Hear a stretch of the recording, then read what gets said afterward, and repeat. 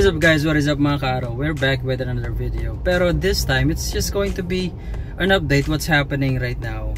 It's already 11:35 in the morning and meron pa akong I think mga 4 na lakad. I'm doing this video para kahit paano explain ng konti so you have an idea what's happening with me and why kung minsan hindi consistent yung mga vlogs natin or yung mga uploads natin. And that's because meron tayong mga ibang pinagkakaabalahan. Like today, I have like one client meeting. I have to go to BGC and then right now nasa Quezon City tayo. Originally, I planned na magpunta doon sa Makati Cinema or Makati Square. New arrival daw sila, so you may wanna take a look at them or check them out. Sayang naman, I know hindi ko pa sila na-vlog. Pwedeng unahan nyo na ako and that way, you know, makakita na kayo ng mga ganda sapatos. But anyway, today, this is what's happening sa araw natin. I'll visit yung ukay shop dito, Boogie sa May Muñoz.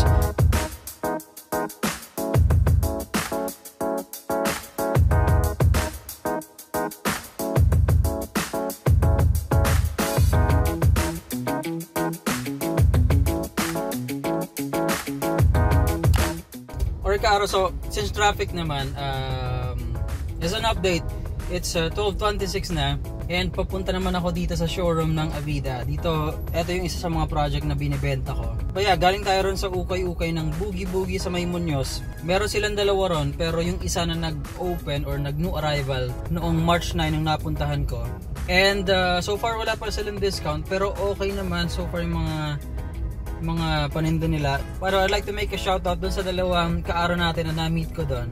Una si Kim Putotoy, shoutout sa iyo kaaro. And then shoutout din kay, pasensya na because of my very bad memory, nakalimutan ko pangalan niya pero nag-work siya sa Shawarma Shack. But yeah, thank you so much for saying hi to me and I appreciate it. It was very nice to see you guys. It was very nice to see you, mga dalawang kaaro. I hope maybe some other time makapagsama-sama lahat ng mga kaaro, kahit isang maliit lang na kumbaga, you know, like a meetup, something like that. I hope I could organize something like that in the future. That way, kilala nyo ako ng mas malalim, ng mas matagal at makilala ko rin kayo. Yeah, I'm looking forward to that kind of event kung mangyari man.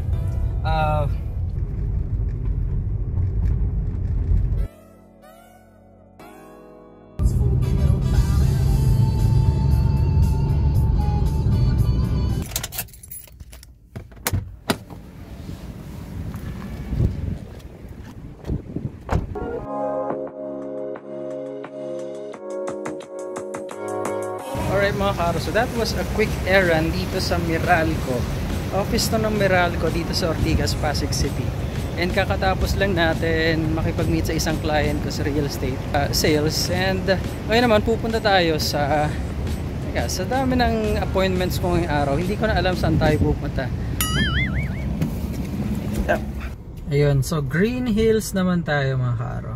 At time check, 3:03 mga kaaro. And we're back and this time around nandito naman tayo sa Green Hills Shopping Center. Medyo traffic so I think I'm doing fine. Panahinto naman yung mga sasakyan dito. So ayun, since nandito naman tayo sa Green Hills, titingin naman tayo ng mga sapatos na magaganda. I guess madalas dyan ay OEM pero we're gonna take a look at some shoes na po pwede nating bilhin dito. And also sa mga kaaro na hindi nakakapunta rito, this will give you an idea ano mga pwedeng bilhin dito. So, yeah, samahan niyo ako.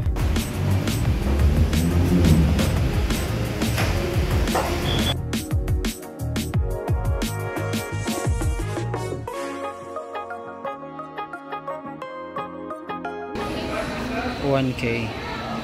Size, ano to? Size 8? Size 8. Okay. $1K. Farello Air Force 270 Farel din. Human Race, ito rin, Human Species, Farel din yan.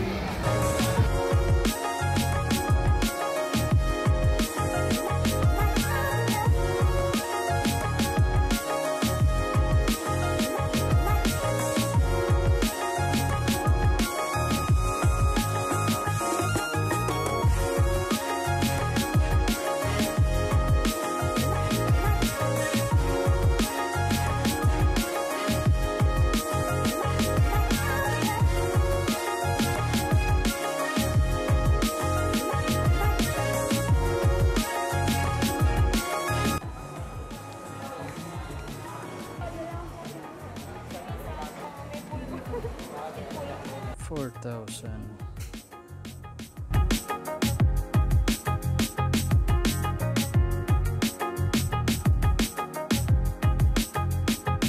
Six and a half hours later. Okay, so finally nakarating din tayo ng bahay, and yeah, it was a very long, I guess a little tiring day, though I enjoyed kasi nakakapunta tayo ng dalawang lugar kung saan tayo pwedeng bumili ng sapatos. Of course, nasilip natin yung ukay-ukay shop dito sa may Muñoz, sa Boogie Boogie, wherein may mga ilan silang magaganda pa na shoes. However, hindi pa sila nakasale, pero I was told mga abutin pa ng 1 linggo, and baka magbigay na rin sila. They normally start ng discount nila at 20%. And second thing, of course, nagpunta naman tayo sa may Green Hills Shopping Center at nakakita tayo ng mga ilang magagandang sapatos doon.